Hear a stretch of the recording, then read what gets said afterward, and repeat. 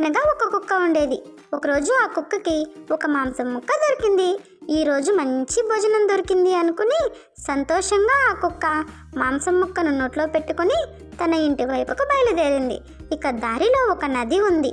ఆ నది గట్టున నడుస్తుంటే నీటిలో ఆ కుక్క ప్రతిబింబం కనిపించింది. కుక్క తన ప్రతిబింబం చూసి వేరే కుక్క అని భ్రమపడింది. ఆ కుక్క నోట్లో కూడా మాంసం ముక్క ఉంది, అది కూడా నాకే దొరికితే బాగుంటుంది అని అనుకుంది.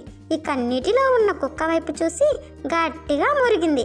ఇక నోరు తెరిచిన వెంటనే నోట్లో ఉన్న ముక్క నీళ్ళల్లో పడి నీటి పాలయ్యింది. అప్పుడు కుక్క నిజం గ్రహించి చాలా బాధపడింది. అత్యాశకి పోకుండా ఉన్న ముక్కను చక్కగా ఇంటికి తీసుకుని వెళ్ళి తింటే బాగుండేది అనుకుంటూ వేరే ఆహారం కోసం వెతకడం మొదలుపెట్టింది. ఓకే ఫ్రెండ్స్, కథ నచ్చిందా? ప్లీజ్ లైక్ చేయండి, సబ్స్క్రైబ్ చేసుకోవడం మర్చిపోవద్దు. Thanks for watching. బాయ్.